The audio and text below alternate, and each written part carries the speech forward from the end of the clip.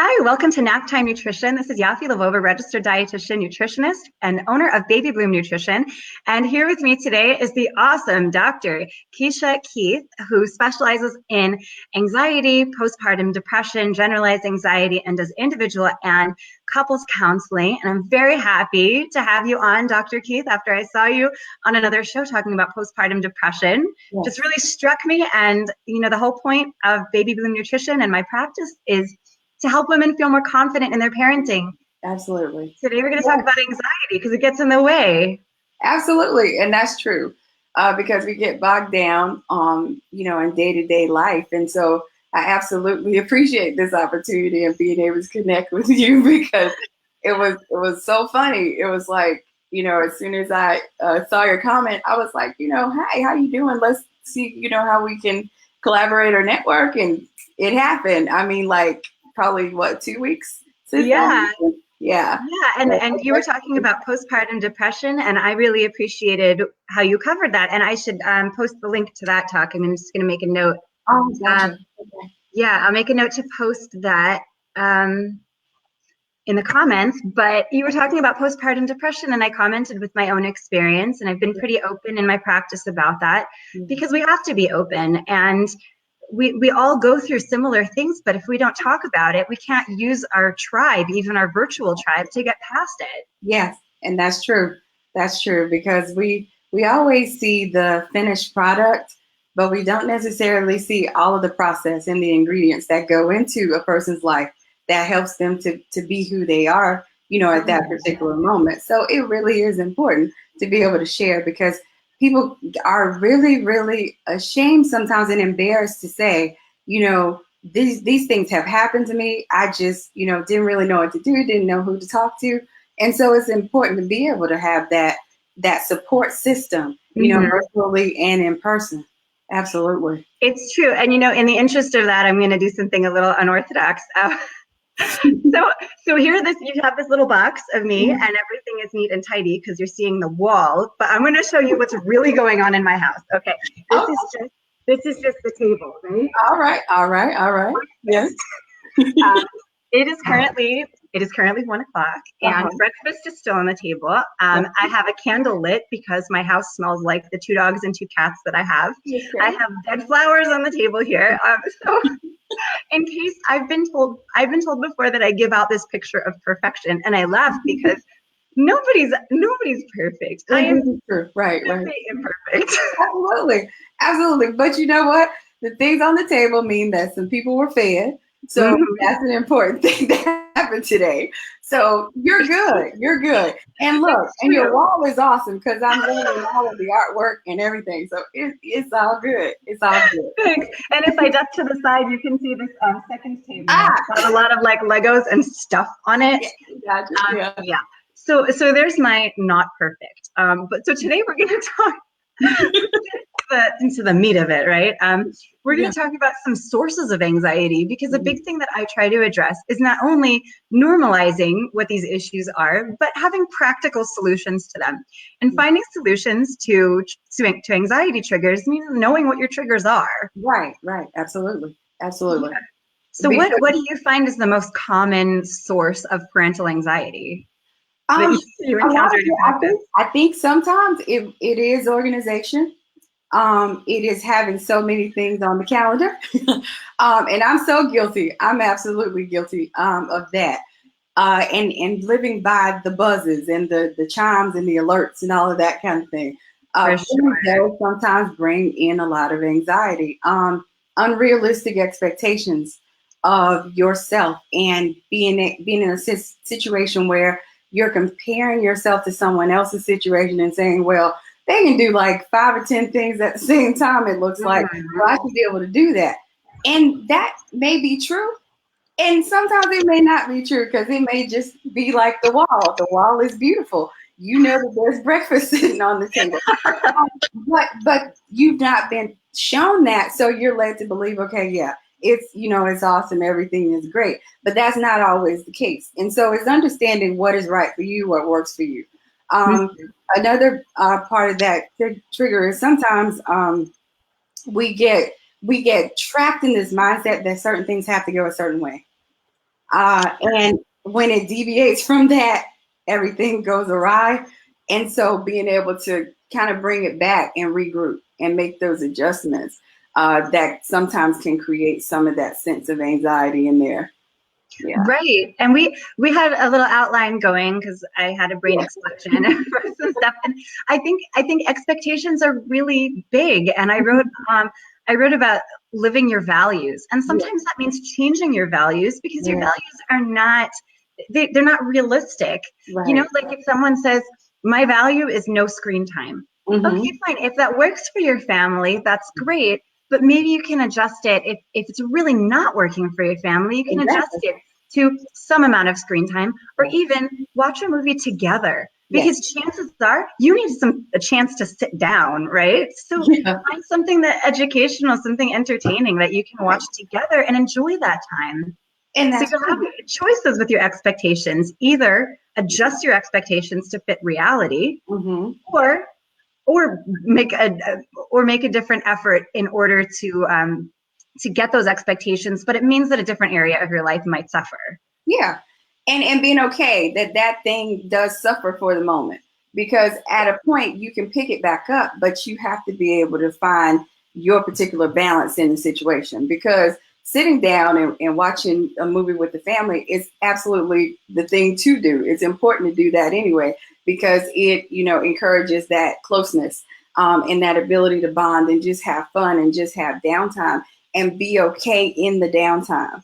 Because so many times we're so active and have so many activities and events that it just is overwhelming, and we are just always passing each other and not really being able to sit down and have that, check in with each other to see what's going on with you, and, how days have been, how's work, how's school, all that kind of thing. Being able to really on purpose have that is important. And so sometimes we miss that because we feel like, I've sat down, I watched this movie for like 2 hours, and now that's 2 hours that's wasted. And so I need to go and do all of this other stuff to make up for this lost time. But it really is finding the value in the time that you're spending, making sure that it's quality time. Right. And not just because we're sitting in a room, we're okay, but everybody's doing like 3 different or 4 different things in the room at the same time. So yeah. Right. And you can multitask your movie time. You can cuddle at the same time as watching movies. Yeah. You can do back rubs or tummy rubs. I mean, this is important multitasking, right? Because the laundry can wait and dishes can wait. And the truth is that if you have karate one day and swim lessons another day and soccer another day, you can get into that pattern where you miss each other. And having that connection is so much more important than any of those individual activities. Absolutely. Because sometimes something's got to go so you can build something better. Right.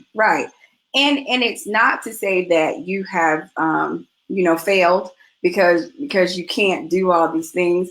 It is saying that, look, this works for us. This is where we are saying, okay, we have to cut out some of those things because we need to see each other. And we need to connect, and we need to grow, and we need to pour into each other, because that ability to do that is important, because there are a lot of things that we all get exposed to outside of our home, but our home should be our safe haven and our place where we can really rest and support each other and really pour into each other and draw strength from each other. So being able to have that is the important piece too. And that builds confidence, not only in your kids because they know that they have support from you, but that builds confidence in your parenting. So I made a short little list on ways that you can boost confidence within this this circle, right? So your kids come home with this really ugly jewelry that you pretend to like, right? Put a piece on. Okay, it doesn't matter how silly you look. The smile on your kid's face when they see you wearing that piece of jewelry, it's priceless. It's going to make you feel better than 2 cups of coffee. I promise. Yes. Yeah. Have a dance party. I mean, everyone's got Spotify, YouTube, Pandora, whatever it is. Put on some fun music and dance with your kids. Yes. And you might not have the best moves, but I bet they do. We like to take turns on who's leading the dance moves. And even the baby who's now 2 at 1.5, he was getting into it and making up some moves of his own. Absolutely. Yeah. get outside together or cook something together. I mean, if you've been watching Naptime Nutrition for a while, you know this is a huge platform of mine. It doesn't have to be something fancy. You can get a salad spinner from IKEA and make a salad and have them spin the thing. I mean, it's really funny to see what they enjoy. Oh, but just off together. Yes, absolutely. Make chocolate chip cookies. They're good. Chocolate tastes good, right? Yes, it does. Yes, it does. Doesn't always have to be salad. I feel like I had to have a caveat to that because I'm the dietitian talking about salad. But you know what? You can have salad and chocolate chip cookies. It's called balance. Yes, it is. Absolutely. Or you can go take a walk after you finish, or walk the dog, do something that gets you out and gets you active. But hey, I don't miss my chocolate chip cookies. I absolutely eat them, for sure. And and my daughter, she's 5. And she enjoys helping to cook. So if I give her a measuring cup and, I'm like, let's pour some milk and she can pour it into the bowl and all of that, she's excited. I mean, that has just made her day. So being able to incorporate, your children into things and, having my son make spaghetti, absolutely great because I didn't have to cook, and all I was supervised. So, it boosts his confidence, and it can boost your confidence as a parent when you get to that point when they can make something on their own. How old is your son? So he's 13, and my youngest is 5. Yeah, that's beautiful. My oldest, I have 5-year-old twins, and they're in the kitchen all the time. And if you're a Phoenix local, I teach toddler test kitchen. Come join us. It's for kids 2 through 6, and if you don't know how to bring your kids into the kitchen, that's a great place to start. Yeah. And it's just really great to have them in the kitchen because when you have 13-year-olds, they can also make you dinner. Oh, yeah. And it takes a lot. That is another thing that takes some pressure off of you. You can probably multitask and do some other things while you're keeping an eye out to make sure, nothing's burning and that kind of thing. But still be able to do some things or just, sit there and have a conversation. Sometimes, that's that lighthearted gateway to be able to say, so, how's it been going? What's going on at school?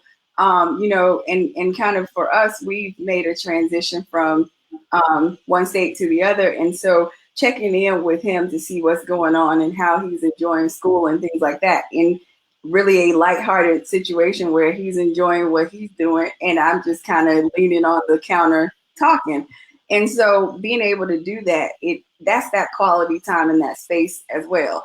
And I'm excited because all that needs to happen is it needs to get on a plate and go to the table, and that's it. So, but being able to kind of just smell the roses a little bit and enjoy because you really don't realize sometimes how quickly your children grow up, and you look around and you're going, ooh, it's graduation. And you're thinking, but I remember when he was a baby, and I remember all these other things. And so that part it's important to be able to savor those moments because, when they're gone, you may have another child come along who grows up and, and you get to interact with them and bond. But that space with that particular child is no longer. They're becoming, a young adult at that point. So being able to do that and not be, not feel guilty that we were supposed to be doing this today, but, we're not. And that's okay. Just be okay in the moment. Enjoy, be mindful, be present where you are.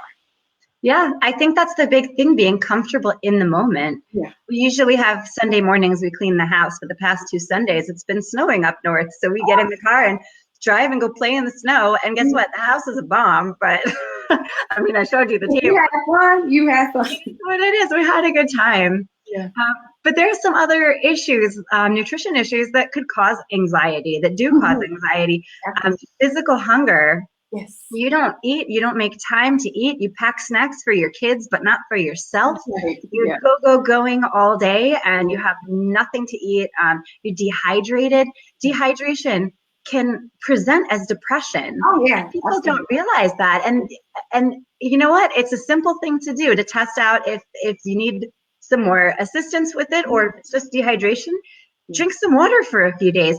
And the thing is, people really go for numbers, and this drives me crazy. This many ounces or this many weight, whatever. Yeah. your urine color. It's got to be pale yellow. Everyone's hydration needs, much like their nutrition needs, are different and individual. Depends on your genetics. It depends on the weather and how active you are, and a lot of different factors. So just go for your urine color. Fatigue and exhaustion. Yeah, okay, some of this stuff is beyond your control. You have a baby waking up 5 times a night. I get it. You're going to be tired. Yes. And that's where you really need to live in the moment and let some of this other stuff go. Right, right. You will get past this. It's temporary. This is not going to last forever. Yes.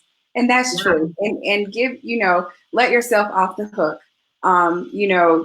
You've done a great job. You've brought a life into the world, and now you're having to deal with sleep cycles and all of that. And so that does throw you off, being able to absolutely get enough rest, because when we don't get rest, that also can trigger some anxiety, because you're not able to really focus on any one thing, and your thoughts may be racing. And sometimes because of that sleeplessness, you're really keyed up. So then everything is an emergency. But it's important to just kind of bring yourself back. If something doesn't get done, it's okay. But also incorporate others, incorporate your family members, incorporate your friends if possible, to be able to just help you kind of bring it back and revamp, to go back to the drawing board, figure out what really works for you, so that you're able to just kind of process and be okay. And I think a big thing with that is accepting help. You have to know how to accept help, but you also have to know what's helpful to you. Exactly. For the longest time, I did not know that the dishes and laundry were triggers for me. And so as much as I'm going to tell you, let them go, if they're triggers for your anxiety, then employ help in getting that taken care of to get it off your plate. If you know what your triggers are, get help taking care of it. If people come over and they want to help, have some things ready to do. You don't have to ask people to clean your toilet if that's not something that makes you comfortable. You can ask people to chop some vegetables so you have it prepared in the fridge, so you can have a snack all prepared. You can just maybe make a list of things that you'd like done. So when someone offers help, you know what needs to be done and you're comfortable asking. Yeah, and that's true. Now, asking for help is a key piece, because a lot of times, sometimes people don't know how to do that. And I've been guilty of that myself, and not asking for help when I needed it.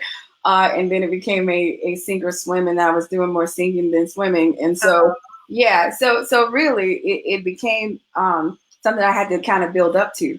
And so, yes, know that it's a process, but it's okay for you to say, okay, you said you want to cook today. That's awesome. You said you wanted to bring me something over. That's awesome. Just the little things. You can start little, but absolutely ask for help. That's the key in any situation, because you never know what a person might be able to assist you with unless you put the ask out there. It's true. And it's really uncomfortable for a lot of us to ask for help. In my situation, I had a lot of infertility before the kids. And so I feel like I don't deserve to be unhappy. I don't deserve my feelings because I asked for this and I wanted this and I paid for this. So you don't really, sometimes you feel like after all that, you shouldn't ask for help because you wanted this so intensely that you should be able to handle it all. But that's not reality. Not at all. That's not how that goes. Just because all of that background led to the current situation doesn't mean that you don't need to ask for help. And even if things came easily, even if things came a little bit too easy and were maybe unexpected, there's still, no matter how you came to your current situation, you are deserving of happiness and health and help. Yes, you are. You're valuable and important, and not being able to recharge really does make a difference. It absolutely affects not only you, but those around you, because there are like second and third order effects, that will take place in that. I mean, so being able to kind of recharge, refocus, you matter, you're important. If I have an empty glass and it's just sitting there empty, it really I can't drink that. There's nothing for me to pour out to anybody else. It's exhausted. And so that's where you will be if you're not able to find your place, find your happy place. If that's sitting and reading a book, go do that. If that's, going to the gym, go do that. If that's going, to get a mani pedi, go do that. Do those things that are important now. Don't do them like so much to the point that everything else, kind of gets put to the side. But absolutely find the balance that works for you, and be able to use that to your advantage, because that's important.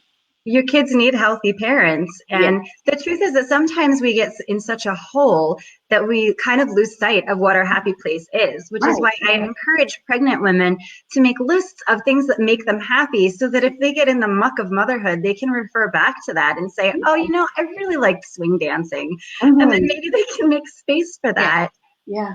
Whatever. And everybody's different. And Dr. Keith, you mentioned a bunch of different options there, and I think that's wonderful, because everyone is recharged different ways. Right. So it's important to know what recharges you, so you can pursue that in moments of stress. Yeah, and that's true. And what else did we have? Oh, okay. So the physical, the schedule. Oh, and there's also long-term nutrient depletion that can come up as anxiety and depression, and that's something that always needs to be addressed. And it's important when you're feeling a lot of depression and anxiety to have a workup, make sure that you're physically in a good place, and address everything mentally and emotionally with the proper professional. Make sure you have your tribe. Yes. Get your tribe. If you don't have one, find one. There are lots of them. Yes. The evil Facebook actually provides a lot of support, and it shouldn't replace in-person relationships, but it can certainly bolster it in those stressful moments. Yeah. And that's true. And reaching out sometimes to someone you don't know is sometimes easier, because they don't know your backstory, and they, can kind of listen and say, you know what, that happened to me too. And so being able to find that strength in the connection and in the unity, but absolutely don't lose sight of getting out and getting social and finding your tribe, finding those people around you who can help lift you up when you are at your weakest points, and you do vice versa, because that is important. That's being able to give and receive, and that causes a positive flow.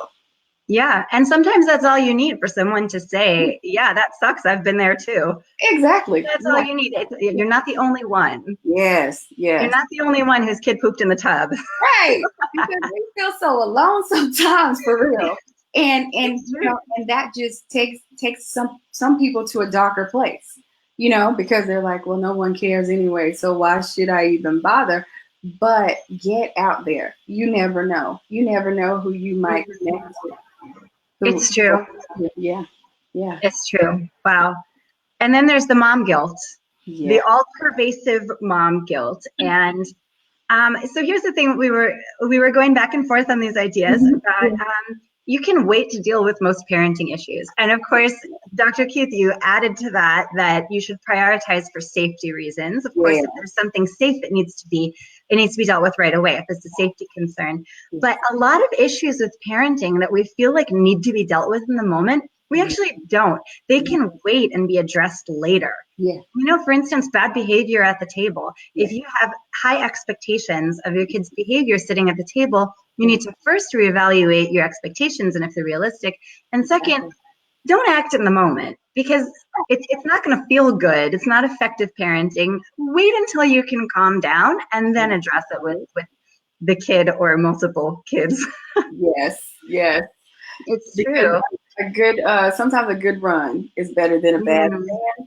And knowing your limits, knowing if you're too keyed up to be able to talk about that particular situation right then. So it's address how you really feel, so you can be clear with your child. Because, depending on their age, you have to talk to them a certain way to be able to reach their level, and so they can really get it. So you're making sure that, your examples are relevant and all of those things, but definitely take a step back, revisit it. Now, if they're going to try to put a fork in the socket, you need to absolutely get to that. But some of that stuff is pick your battles.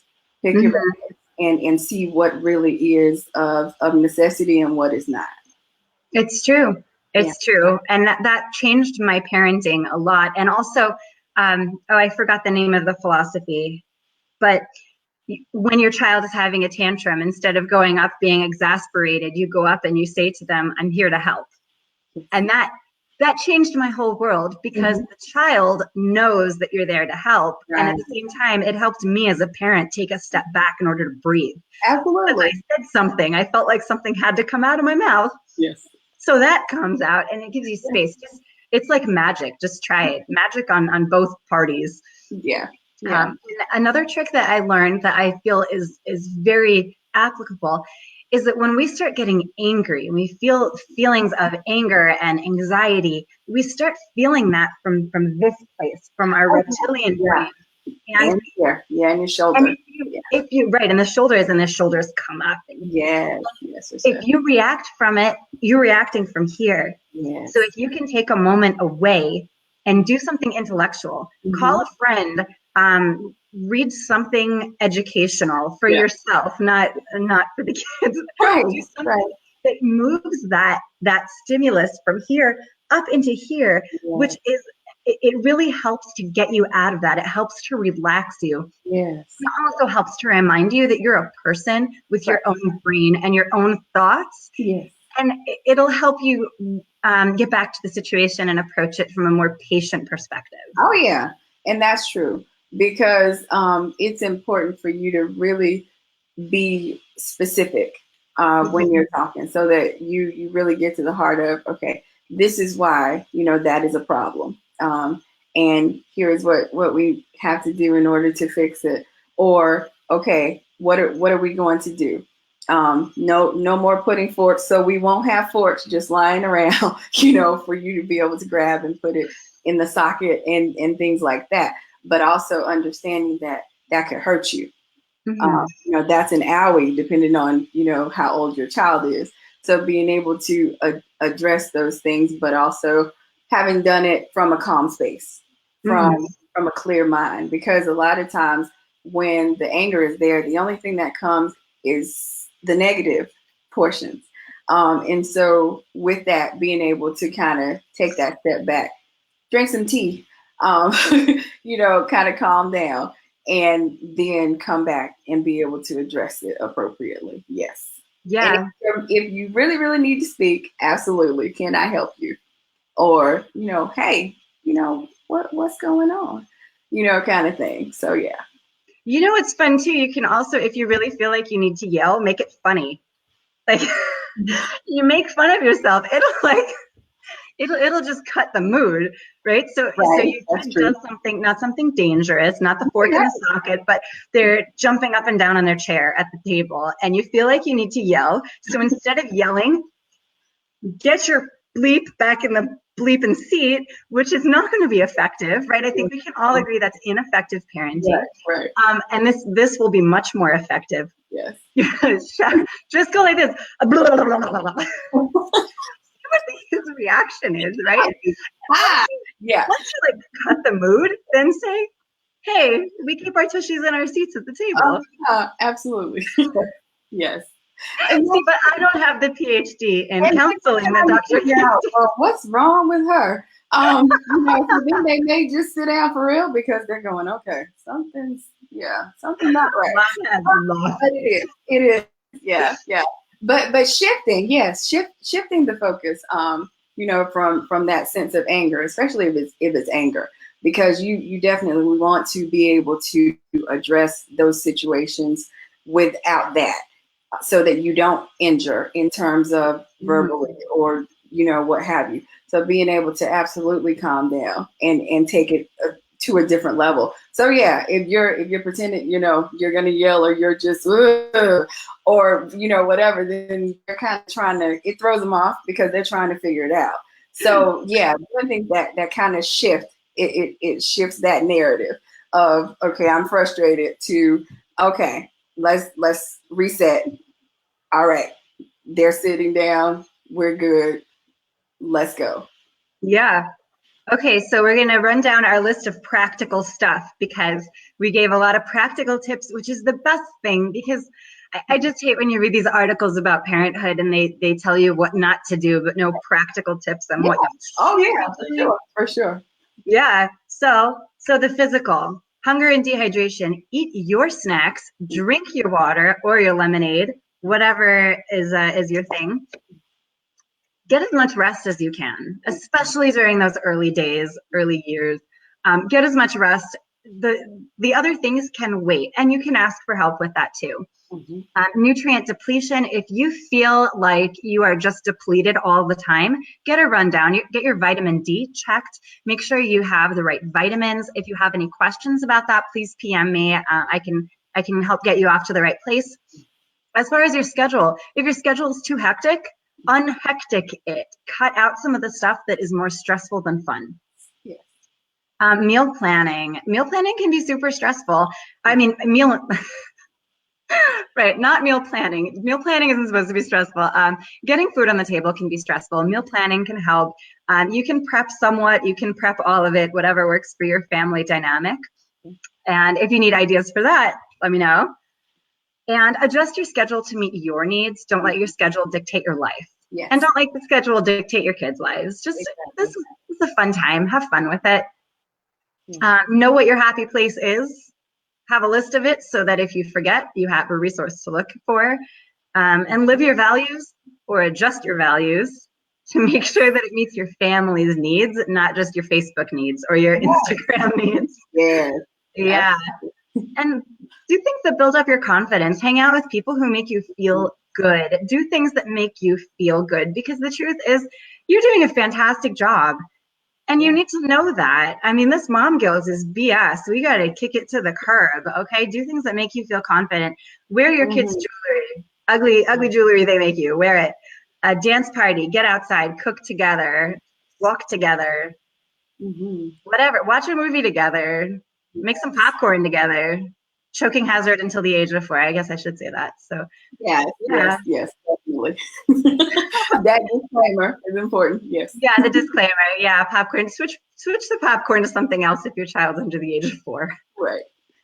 And it's not because they can't chew it. Anyway, getting off topic there. Maybe I should do something on choking hazards. But Dr. Keith, do you have anything to add to that practical list of things to do? I think that we covered a lot. It really is important that you, even if anything on the list doesn't work for you, find out what does. Because these are just some things that we kind of brainstormed about. But it's important for you to do those things that are that come natural. Because when they feel natural, you'll do them. You'll be more prone to do them than not. And so it's important for you to do that. Make sure that happens. Absolutely see your physician so that you can make sure that even with depression and the depletion of vitamin D, that you are getting the blood work and all of those things that you need, because sometimes it can be a health issue that is presenting as depression with those same symptoms. So making sure that you rule that out, because that's one of the first things that I try to ask my clients, when they come to me. And so, or even when we do our video sessions, because I do face-to-face and video. So it's like, making sure that you've kind of gone the gamut of the list to make sure that you're ruling out some things, because that becomes important too. You right.